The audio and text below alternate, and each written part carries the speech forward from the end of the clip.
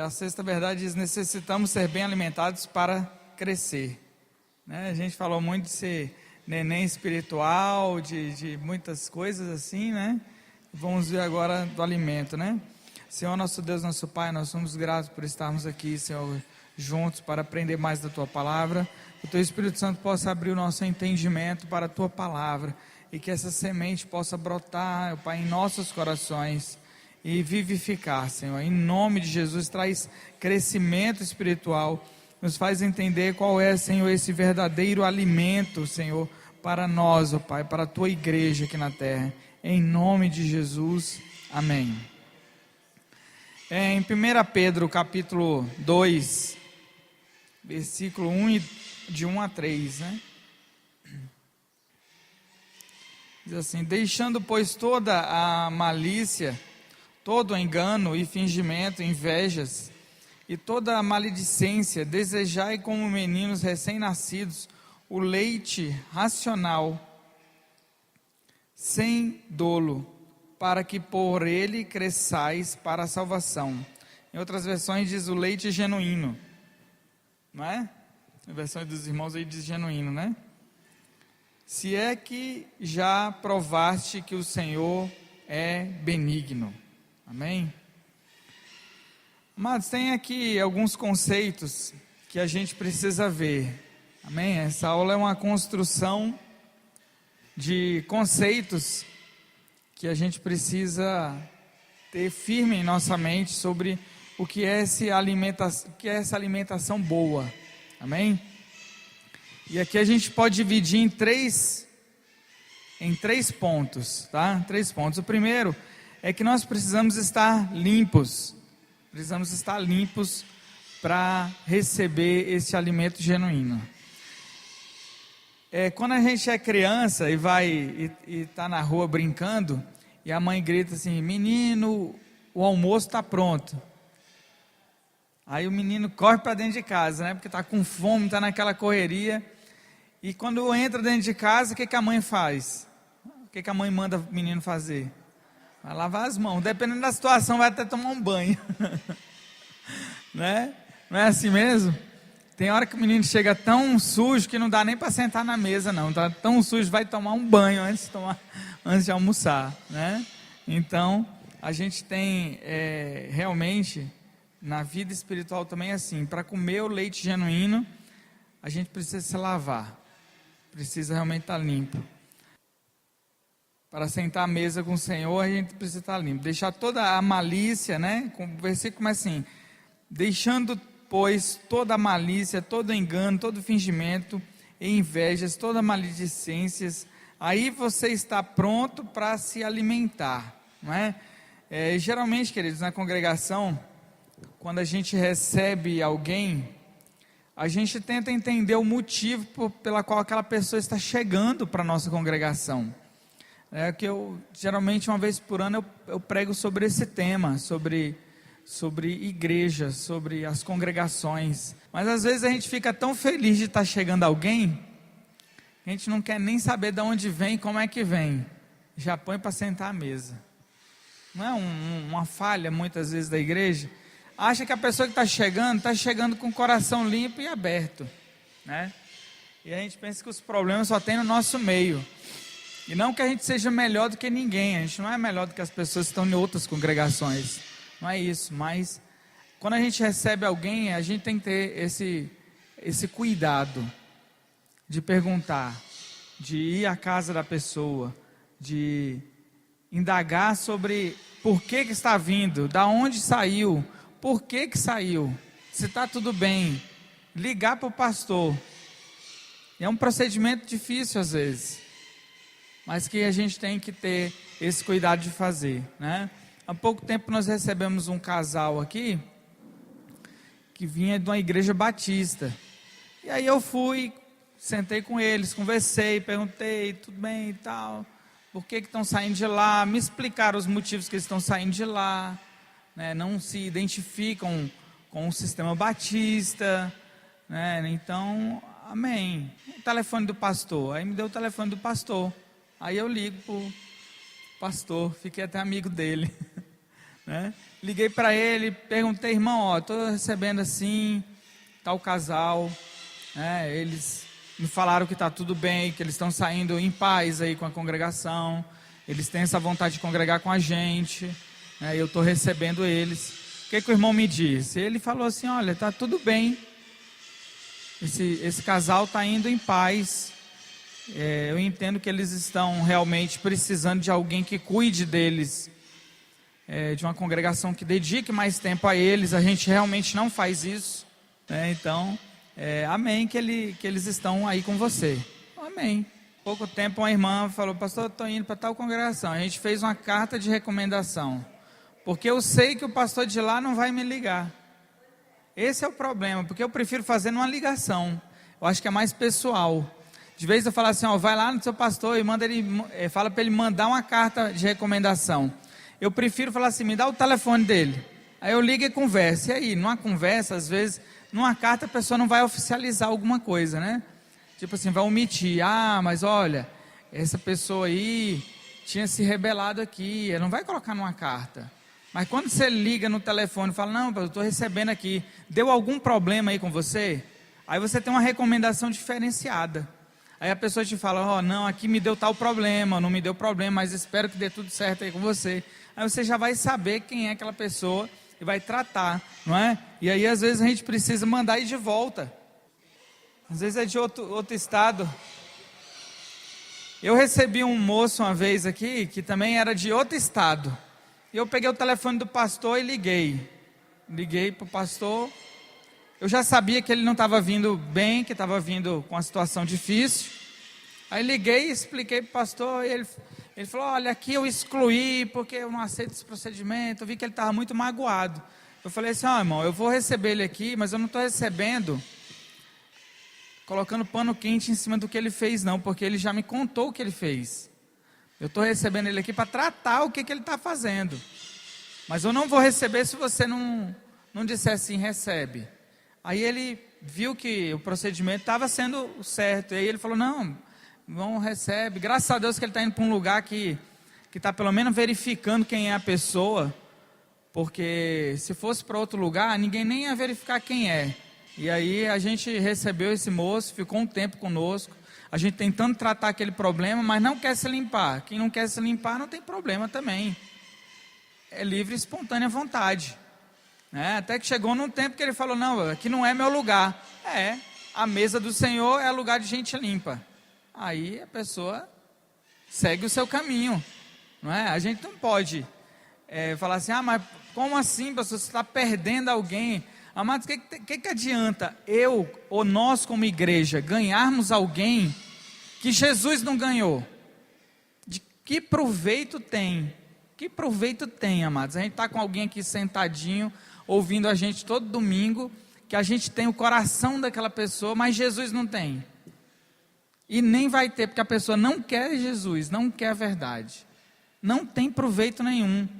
Então, tem procedimentos que a igreja evangélica adotou, são coisas assim realmente para ganhar pessoas, ganhar, encher, porque as metas são encher. Então, o vendedor de uma loja, ele não dispensa ninguém. A pessoa está endividada, não tem como comprar o carro, mas ele está ligando e vem que vai ter uma promoção e tal. Mas nós não somos vendedores, né?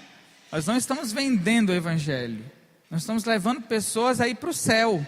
Nosso objetivo é essa qualidade. Amém?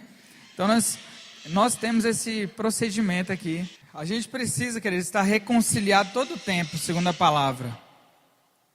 Porque se o nosso irmão peca contra a gente tem que ir até o nosso irmão para resolver, segundo está lá em Mateus 18. E se teu irmão que vem contra você e você tem uma oferta, como está escrito lá em Mateus 5, se você também foi contra o seu irmão e tem uma pendência, é você também que tem que ir resolver. Então não tem jeito, a gente tem que estar sempre reconciliado. Não dá para a gente ter pendência com outras pessoas, né? Muitas vezes as pessoas vêm cheias de pendências e vêm de outra congregação porque está abandonando lá, porque está cheio de pendência lá e não consegue mais resolver e não quer resolver. Aí fala assim, agora eu vou sair daqui, porque aqui não está mais, o ambiente não está agradável para mim. Aí a gente recebe. A gente recebe, daqui a pouco está cheio de pendência aqui, e vai para outro lugar falando mal da gente ainda.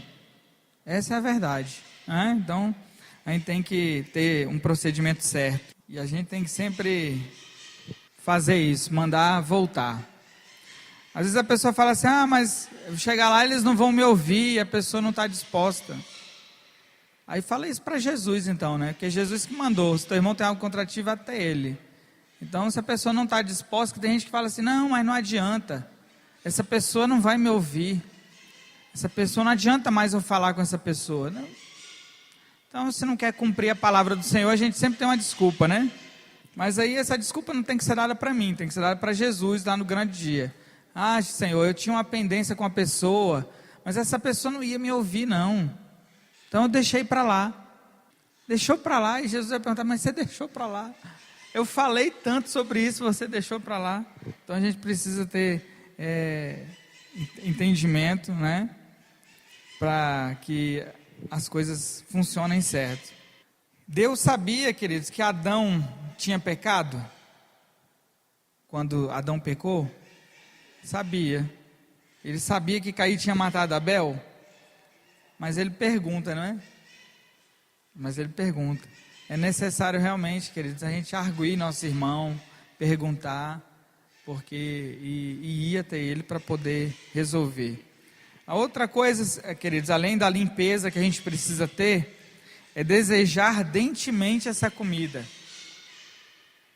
Não é? Como é bom quando a gente tem uma ovelha que deseja ardentemente ser alimentada por essa palavra. Tem horas que não dá vontade de parar de falar, quando você vê algumas pessoas assim, com sede mesmo, né? Com sede, anotando e tal. É muito bom, muito gratificante para nós, como pastores, ver uma ovelha que quer comer bem. E a pessoa que desejosa, ela aprende mais, ela consegue se alimentar mais. Em Provérbios 27, versículo 7, tem um versículo que fala sobre estar faminto, que fala assim: o que está farto despreza o favo de mel, mas para o faminto todo amargo é doce. Até o que é amargo fica doce, quando a pessoa está faminta mesmo, né? A terceira coisa, queridos, e última, fala sobre o leite genuíno, né? O desejo deve ser ardente pelo leite genuíno e não falsificado. E se tem um leite genuíno é porque tem um leite falsificado. Não é verdade? Para a gente falar assim, esse celular aqui é genuíno mesmo, é o original. É porque alguém já inventou um que não é o original, um falsificado. Então, para você ver que Pedro já estava alertando os irmãos que existia um leite falsificado já naquela época, há 2000 anos atrás, logo após Jesus subir aos céus. Você imagina hoje, não é? Você imagina hoje. Por isso, amados, nós precisamos, todos nós, ler a palavra do Senhor e conferir as escrituras. E a gente precisa entender que por aí tem um leite falsificado. Então eu estava falando sobre verificar, conferir as escrituras, né? Essa semana, na terça-feira, fui convidado para ministrar numa Assembleia de Deus lá no Gama. O nome do evento em que a gente foi ministrar é Conferência de Adoradores em Adoração. Aí quando eu peguei o microfone, eu perguntei para os irmãos assim: amém, eu gosto de pregar em conferências, queridos. Você sabe o que quer dizer conferência? Todo mundo ficou assim, conferência. Conferência quer dizer conferência. Conferir as escrituras. Nós vamos aqui conferir as escrituras, né? Porque realmente a gente precisa conferir. Eu falei, os pastores que estão aqui ouvindo também estão junto comigo. E se precisarem alertar sobre alguma coisa, estão à disposição aqui o microfone, porque a gente está numa conferência. Então conferência é conferência mesmo. Vamos conferir se o nosso procedimento está conforme as Escrituras, né? Então nós precisamos mesmo, queridos, estar conferindo as coisas. Mesmo quando a gente tem confiança de estar... Eu sei que você confia em mim, no pastor Marcos, né? No meu pai, na minha mãe. Eu sei que vocês confiam nessa turma de pastores aqui, que tem um compromisso com leite genuíno. Mas mesmo assim, os irmãos precisam conferir. E não é ruim quando os irmãos chegam e falam assim: eu queria entender melhor sobre tal ponto aqui que você falou. Será que isso aqui não está de encontro com tal lugar, com tal situação? Não é ruim, queridos, não é ruim. Porque nós estamos aqui com um compromisso com o leite genuíno. Às vezes a gente coloca uma hierarquia dentro da congregação que ninguém pode questionar, né? Porque é o pastor, o apóstolo, o arcebispo, né? O semideus, o patriarca, e essas pessoas parecem que não podem ser questionadas.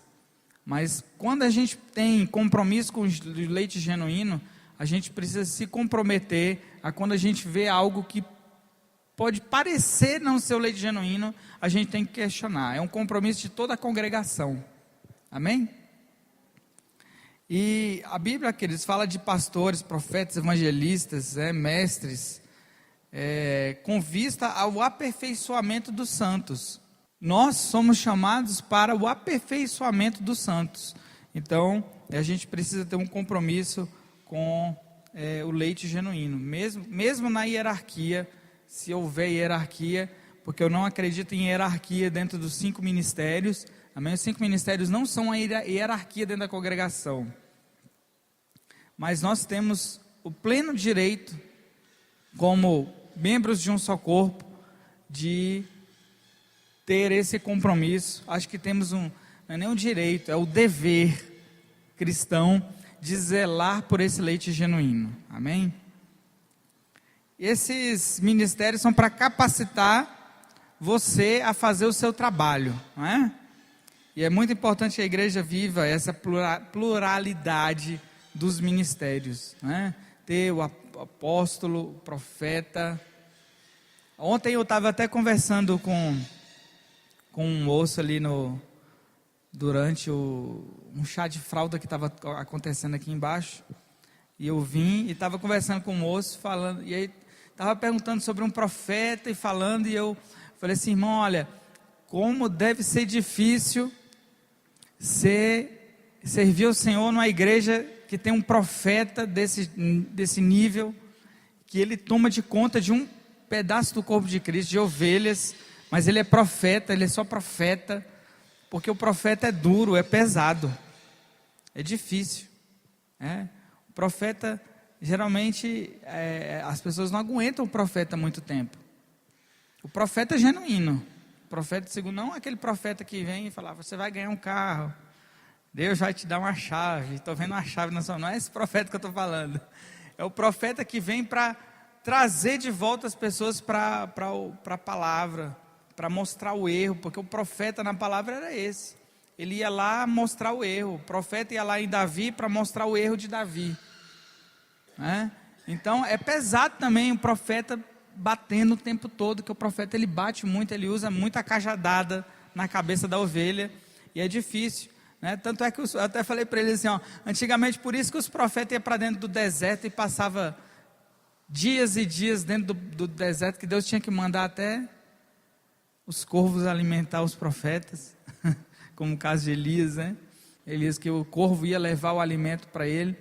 E os profetas, eles tinham isso, eles tinham períodos com o povo, e períodos que eles se retiravam do povo, porque nem o povo aguentava eles, o povo dava glória a Deus, amém, o profeta está indo para o deserto, não é?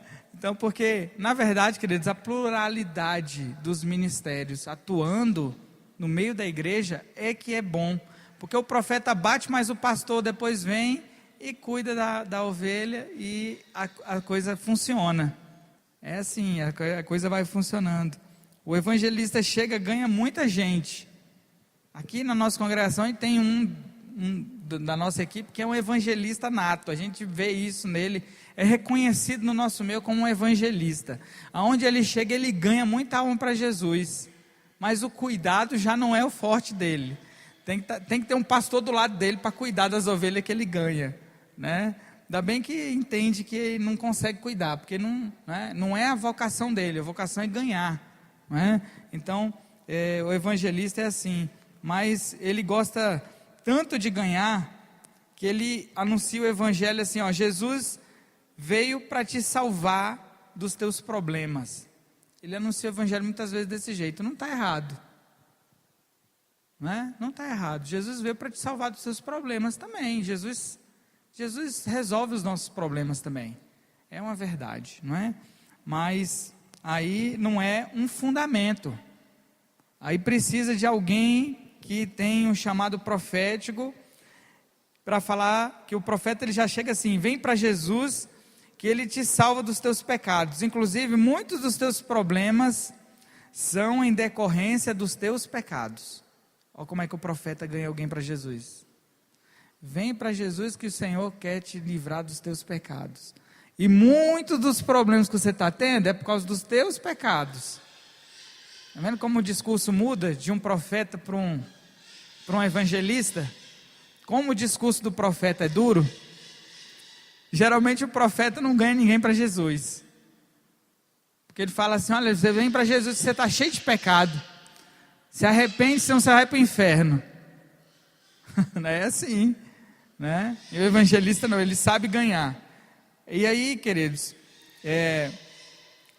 o fundamento precisa estar arraigado nessas pessoas que muitas vezes são conquistadas de uma forma em que é um evangelismo, não é? Às vezes a gente faz, a igreja em Brasília faz momentos de skate, de tal, juntamento de galera, e ganha jovens para Jesus. Amém, é útil, está ganhando jovens, mas depois a gente tem que limpar, tem que passar pelos 5 ministérios, o cara vai ter que passar pelo profético. Alguém vai ter que chegar para ele e falar assim: olha, viver do jeito que você está vivendo não está certo, tem que mudar isso aí, essa postura sua não está certa, né? Então por isso que a gente tem que ter os 5 ministérios atuando no meio da igreja, para que essas pessoas possam crescer. Como eu falei aqui, os ministérios para capacitar a igreja para fazer seu trabalho, né? Então tem que capacitar a gente. Então a gente precisa passar pelos 5 ministérios. Às vezes, amados, nós não crescemos como deveríamos, porque os 5 ministérios não estão bem definidos no nosso meio. Porque quando está bem definido, a igreja cresce mesmo, não é? O apóstolo geralmente ele não vai querer ficar num lugar só. Eu não conheço apóstolo que fica parado dentro de uma congregação. Geralmente ele está viajando. Ele está indo de um lugar para outro, ele está sendo enviado a outros lugares para uma obra, muitas vezes em relação à obra social, né? Os apóstolos eles têm muito disso. Já o pastor, eu gosto do exemplo que o Franco usa, né? Que um pastor chegou para ele com um poema e falou assim: ó, eu li um poema que é tão bonito, né? E ele falou assim: ó, o poema é o seguinte: tudo que Jesus teve foi emprestado. A manjedoura, o jumentinho, o barco que o transportava, os pães e os peixes da multiplicação. E só 2 coisas não tinham sido emprestadas: a cruz e os espinhos. Que bonito esse poema, né? É lindo ou não é lindo? Mas é falso. É falso, não é leite genuíno, é leite falso. Sabe por quê, queridos? Parece até pegadinha de concurso público essa aqui, né? Porque parece que é certo, porque dele e por ele são todas as coisas. Então tudo era dele, na verdade tudo era dele. O jumentinho era dele, o lugar que ele nasceu era dele, os pães, os peixes eram dele, tudo era dele. E a única coisa que não era de Jesus, as únicas 2 coisas que não era de Jesus, era a cruz, porque ele levou por nós, e os espinhos, que aquilo ali ele fez por nós, não era por ele, não é? Às vezes um negócio que parece tão bonito, mas não é falso, não é? Então a gente precisa ter cuidado e entender que tem um leite genuíno, mas tem também um leite aí que não é genuíno, que é falso. E que às vezes parece, mas não é. Às vezes você liga a televisão e está ouvindo ali uma mensagem bonita. Nossa, mas que palavra bonita. Dá vontade até de falar para o pastor, ouvir esse pastor aqui, olha, para ver se ele pega assim umas palavras igual a desse homem aqui. Porque que palavra bonita, mas é falso. Mas quando você vai ver, o conteúdo é falso. Não é leite genuíno. Amados, e como tem leite falso sendo pregado na nossa nação? Então a gente tem que se preparar para saber o que é genuíno e o que não é genuíno. Amém? A igreja, por muitos anos, a igreja tentou tirar as pessoas do contato com a verdade, com a palavra. Isso faz parte da história da humanidade. A igreja católica não queria que as pessoas lessem a Bíblia. A Bíblia era para ser lida pelos sacerdotes. Por quê? Porque quando a pessoa tem acesso à verdade e entende o que é a verdade, quando ouve algo que é falso, ela fala. Então, por isso hoje a gente pede tanto que os irmãos leiam a palavra, que confira o que a gente está falando, que se a gente falar alguma coisa que não é, porque a gente está escrevendo é de lápis, não é de caneta. E se a gente precisar ir lá e consertar, a gente conserta, amém? Um profeta, ele vai e quebra tudo, porque ele vem com a verdade e sem muita firula, e ele quebra tudo mesmo. E depois a gente tem que vir e recolhendo os corpos. Há pouco tempo a gente teve um profeta aqui, quebrou tudo, desconstruiu um monte de coisa. Depois a gente tem que vir recolhendo os corpos e resolvendo as pendências, aquilo que está, né? Porque fica muita gente ferida, muita gente machucada, né? O profeta verdadeiro é isso, né? Então é assim. O apóstolo, queridos, mal compreendido, ele vai normalmente abrir uma missão para-eclesiástica, uma missão de auxílio aos pobres e tal. O pastor normalmente ele vai ter uma congregação pequenininha, com qualidade, mas pequenininha, o pastor. A vontade do pastor é essa. Tem pastor até que fala assim, não, mas se a gente crescer não vai ter a mesma qualidade. Ele quer ser pequeno, porque o pastor ele quer cuidar com qualidade. Então ele é limitado, não é? E aí o evangelista ele vai ter uma congregação enorme, mas sem ninguém sendo cuidado. Já o mestre, ele vai ter uma congregação pequena de entendidos da palavra, mas sem comunhão entre uns com os outros, brigando entre si, e não consegue aplicar o conhecimento que eles têm. Geralmente uma congregação dirigida apenas por um mestre, vai acontecer assim. O mestre, se ele sai da igreja, ele vai abrir um seminário. O profeta nem consegue manter uma igreja. Geralmente o profeta não consegue manter uma igreja. Eu admiro alguns profetas que eu conheço que conseguem manter a igreja. Mas quando esses ministérios, queridos, se juntam numa congregação, isso faz com que a gente seja capacitado para a obra do Senhor. Amém? O mestre e o leite genuíno, ele é genuíno quando esses ministérios estão atuando em conjunto. Amém? Até para isso a gente precisa uns dos outros. Até para isso a gente precisa uns dos outros. E precisamos cobrar uns dos outros essas questões também, não é? Então, até para a gente crescer com leite genuíno. Eu sei que o meu ministério não seria o que é hoje, se não fosse a cooperação, por exemplo, do pastor Marcos, do meu pai, né, do Elzo. O Elzo é um evangelista mesmo, né? Pastor Marcos, um mestre, um apóstolo, né? E o apóstolo Clênio, e assim, a gente vê que há mesmo esses ministérios atuando no nosso meio, os mestres, os profetas, e eu sei que muitas vezes o Senhor me usa como um profeta, às vezes é dura a minha palavra, às vezes eu sou um pouco incompreendido, às vezes as pessoas não entendem, mas é a veia profética que inicia, mas também tenho algo que é o pastoreio na minha vida também é muito forte. É algo que às vezes eu tenho essa vontade, quer dizer, eu confesso para os irmãos que às vezes eu tenho aquela vontade de que a gente não cresça. Senhor, mas se a gente crescer eu não vou dar conta.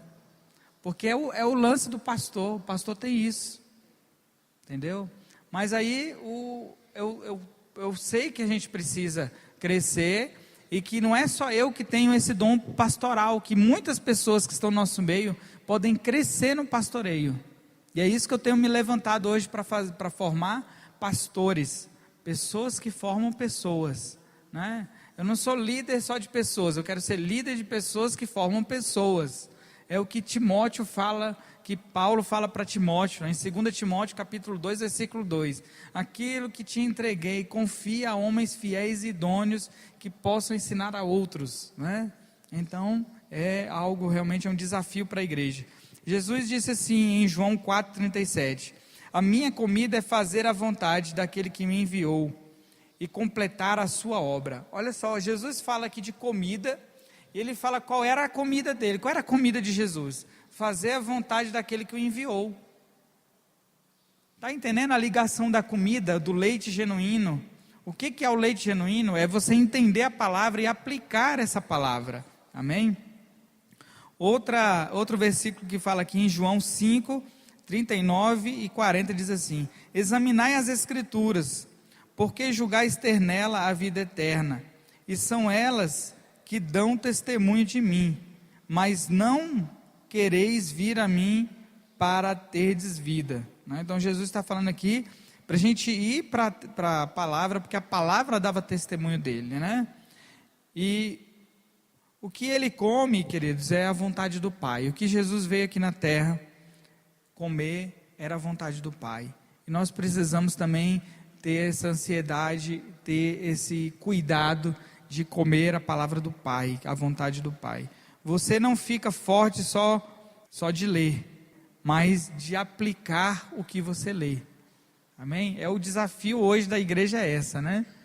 Porque conhecimento, queridos, a gente realmente já tem tido muito, mas e a aplicação disso tudo? E a aplicação disso tudo, como é que se faz?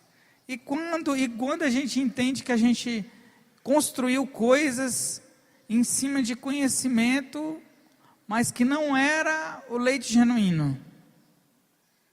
Volta, começa tudo de novo. Desconstrói. Vai lá, pega um martelo, quebra tudo, começa a construir de novo. Começa a construir de novo. Uma coisa que eu falo com meus discípulos, eu falo para eles assim, às vezes eles, mas Gleice, tal, eu falo assim, olha, eu estou escrevendo de lápis. Se você está lendo o que eu estou escrevendo, mas olha para mim, eu estou escrevendo de lápis. Se precisar apagar, eu vou apagar tudinho, nós vamos escrever tudo de novo. Amém? Porque o compromisso nosso não é com o que eu falo, não é o que eu falo, é o que a Bíblia diz, é o que Deus quer para nós. Então, às vezes, queridos, a gente tem que vir com um borrachão e apagar páginas que nós construímos, às vezes com suor, com investimento, mas que não era genuíno, mas que não era genuíno. Às vezes você constrói, chama alguém para construir uma parede na sua casa, aí o cara não usou cimento, não, vou fazer de barro aqui, porque eu só sei trabalhar com barro. Aí o cara constrói com barro, aquela parede está fraca, ela não está na base certa, não é aquilo que tem que ser feito. O que você vai ter que fazer? Adianta você pegar cimento e tacar cimento nessa parede? Não, querido, tem que desconstruir mesmo, tem que quebrar a parede e construir novamente. Comprar material de novo, agora com a intenção certa, com tudo certo. Não, a intenção era até certa, né? Porque a gente não erra com a intenção errada, queridos. As pessoas não erram com a intenção errada, elas geralmente erram com a intenção certa. Eles queriam fazer algo bom, mas não era o que tinha que ser feito. Então a gente tem que ter essa capacidade, queridos. Graças a Deus nós estamos numa congregação que tem isso em mente, porque geralmente as pessoas, quando têm o título e é o pastor, é o mestre, é o evangelista, é o apóstolo e tal, parece que essas pessoas não erram e não admitem erro. Mas graças a Deus, na nossa congregação, quando a gente erra, a gente admite. A gente, mas a gente estava construindo desse jeito aqui, mas hoje, o nosso entendimento é que a gente construiu do jeito errado. Vamos começar a construir do jeito certo? O jeito certo é esse aqui. Quantas vezes a gente teve que parar coisas aqui na congregação porque não estava... E o processo é lento. Na verdade, dentro da congregação, o processo de desconstrução geralmente é muito mais lento do que o de construção. Porque você está desconstruindo na mente das pessoas, não é? E então, assim, nos últimos anos a gente desconstruiu muita coisa. Talvez os irmãos não perceberam, mas a gente veio desconstruindo coisas. Coisas que estavam construídas que a gente precisava desconstruir. Precisava tacar o martelo. E a gente veio devagarzinho, quebrando, tirando. Quando tirou, aí agora vamos construir do jeito certo. Uma coisa, por exemplo, queridos, uma coisa que a gente desconstruiu e reconstruiu da forma certa. Alguns anos atrás nós tínhamos uma equipe de governo aqui na congregação, chamada Equipe dos 12, G12. Uma equipe que eu não posso chamar de equipe, é um grupo de pessoas, porque o entendimento não era o mesmo, não existia respeito, não existia maturidade nesse grupo. Esse grupo não tinha uma vida que condizia com o governo da igreja de exemplo, que governo tem que ser exemplo para todos nós, né? Se você vê a Dilma avançando sinal, você vai falar, como é que a Dilma avança sinal? Eu também posso avançar sinal, governo tem que ser exemplo. E nós desconstruímos essa equipe, com muito trabalho, foi muito trabalho, irmãos, não foi fácil não. Eu levei anos para desconstruir essa equipe G12 dentro da nossa congregação, levei anos. E para eles entenderem que eles não eram mais governo, foi mais um ano. Quando a gente conseguiu desconstruir aquilo tudo que tinha sido construído em 10 anos, aí a gente começou a levantar o presbitério, genuíno, conforme a palavra de Deus manda. Governo é isso aqui que é o governo. E aí esses irmãos agora, o que formam o presbitério, agora dentro de um leite genuíno. Então é assim, nós estamos sempre dispostos, queridos, a ser confrontados com a palavra de Deus, amém? Então nós precisamos ter esse afinco. Era isso que eu tinha para falar hoje, amém? Vamos fazer uma oração? Espero que tenha sido útil. Passou da hora ali, não, né? Amém. Senhor, nosso Deus, nosso Pai, nós te agradecemos por esse tempo aqui, Senhor, de aprendizado da tua palavra, de ser alimentado por esse leite genuíno, que o Senhor possa, Senhor, trazer crescimento para nós. Ó Pai, estar em nosso meio os 5 ministérios. Ó Pai, que nós possamos ser tratados, ó Pai, por esses ministérios, ó Pai, formando em nós verdadeiros adoradores, formando em nós, Senhor, pessoas que estão crescendo, alimentadas por um leite genuíno. Afasta do nosso meio tudo aquilo que não é genuíno, Senhor. Revela, traz revelação da Tua palavra, Senhor. Se em algum momento nós estamos trazendo algo que não é genuíno, que o Senhor possa nos revelar, Senhor. Mas não nos deixa no erro. Nós temos, Senhor, essa disposição em nossos corações, de sempre que vermos algo que não está sendo construído da forma certa, que nós, Senhor, possamos desconstruir e construir conforme a Tua palavra, conforme o Teu querer, Senhor. Esse é o compromisso dessa congregação. É um compromisso com a Tua verdade, Senhor, com a Tua palavra. Em nome de Jesus, Senhor, nós te pedimos por esse dia de domingo, pelo almoço que nós vamos ter com os nossos familiares, Senhor, que seja bênção, que seja de suprimento físico para nós, e que logo mais, Senhor, estejamos aqui, Senhor, para comemorar esse dia das crianças, com os nossos filhos, com as nossas crianças. Abençoa esse dia, em nome de Jesus. Amém.